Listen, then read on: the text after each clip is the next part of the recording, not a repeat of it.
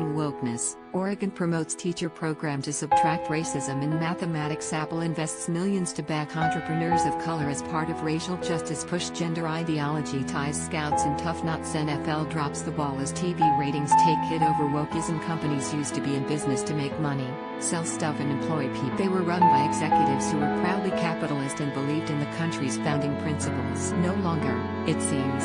Big businesses support of green energy legislation, various social justice edicts, and the silencing of right-wingers on Twitter have become so routine it's almost not news. The question is, why? People who work at these companies regularly complain to me that most employees view their employers' new corporate leftism. They believe it's a nuisance pushed by a vocal fringe of the workforce. Companies cave, they say, because they just don't need the hassle of explaining to the left-wing business media why they're not supporting us. The conventional wisdom among economic conservatives I speak to is that corporate America's wokeness can't last forever because in the long run it's unprofitable. Example, ratings for the social justice posturing NFL were weak all year, as was this year's Super Bowl. That means the NFL will have to go back to football.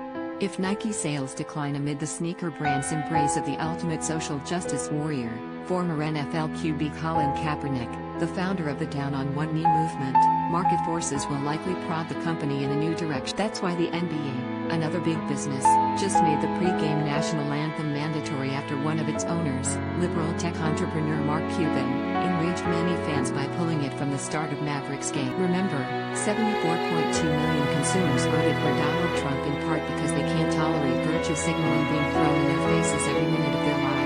All of which makes sense until you understand the left-wing forces that have assembled to transform corporate America into something resembling the progressive wing of the Democrat. The left might hate capitalism, but it has been busy implementing capitalist tools to bend big business to its will. Changes in the money management business underscore just how successful the left. Shareholder votes once focused on prosaic topics such as approving mergers or rubber stamping CEO pay or changes in leadership. Today they're fraught affairs where companies are getting bombarded by demands for corporate diversity, more women, minorities and transgender people in positions of power, green energy and overt support of what the left calls social. Okay, corporate diversity is a worthy goal.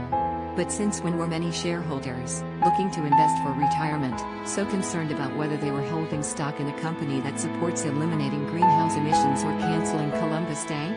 Answer: when those shareholders became progressive activists, who learned how to influence money managers to tout politics instead. Proxy advisory firms are hired by big money managers to provide guidance on various corporate governance issues and shareholder vote. That makes the advisory firms very powerful since most Americans invest their mutual funds in other managed accounts. And it's no secret that the progressive left agenda has gained support from these outfits in recent years. With that, trillions of dollars in shareholder votes from places like Larry Fink's BlackRock and Vanguard are now openly supporting left. You might say these firms are pushing an agenda that's based on rigorous analysis. Some studies show that corporate diversity leads to higher profits.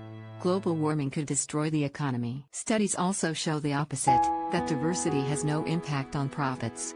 Global warming is real, but not the immediate existential threat that requires us to kill jobs by killing the Keystone XL pipeline during a pandemic. But the power of the left is hard to ignore.